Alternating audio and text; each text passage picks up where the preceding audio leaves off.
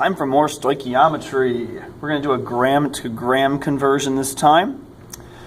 This is our second stoic video. The first one was just on mole to mole conversions. This is a conversion that is longer. It's a gram to gram one.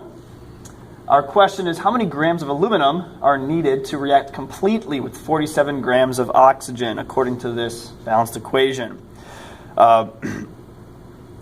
So all this really means is we're looking at 47 grams of oxygen right there, and we're trying to figure out how many grams of aluminum will react completely with it. And we can figure this out doing some stoichiometric conversions. All right, so that's what we're going to focus on. And we know to convert because we're trying to figure out grams of aluminum, and we're given grams of oxygen. So basically we have to convert from grams of oxygen to grams of aluminum.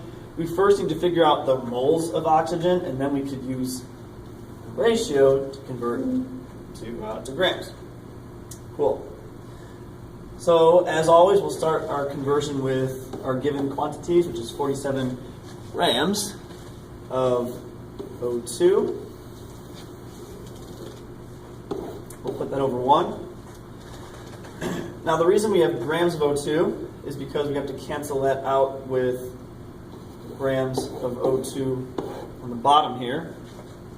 Now before we get the numbers, I'm just going to put a bunch of units. So the reason the grams go on the bottom is to cancel, and up here we'll have moles of O2. I mean, we know how many grams are in 1 mole of O2, so we can convert that, because there are 32.00 grams of O2 in a mole. That's just the molar mass of O2. So the nice thing is that your grams and your O2 cancel out. So now we're in moles of O2. Cool. There we go. Green. So our next part of the conversion, we need to have moles of O2 in the bottom in order to cancel out the moles of O2 up top. So we're trying to get to grams of aluminum. In order to get the grams of aluminum, we need to convert from oxygen moles to aluminum moles. So we need to put moles of aluminum on top. Now the kicker is what numbers go here. Well, according to our ratios, for every 3 moles of oxygen that react, 4 moles of aluminum also react. That's what has to happen. So in order for this reaction to occur, you need 4 atoms of aluminum for every 3 molecules of oxygen. If you don't have 4 atoms of aluminum, this reaction doesn't occur. So once you have 4 of these and 3 of those, you can make 2 of those, just like any recipe, right? If you don't have a marshmallow, you can't make a s'more. So you make 0 s'mores. Sad. And the moles of O2 cancel out. Note that. So let's finish this off. So down here, we need to cancel out the moles of aluminum. So we're going to put 1 mole of aluminum on the bottom.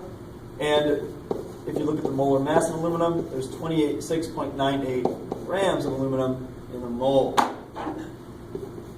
And lo and behold, our moles cancel out. Moles of aluminum cancel out. And if you look, we have, grams converted to grams. Grams converted to moles. Moles of oxygen converted to moles of aluminum. Moles of aluminum converted to grams of aluminum. Time to do some math with 2 significant figures in our answer.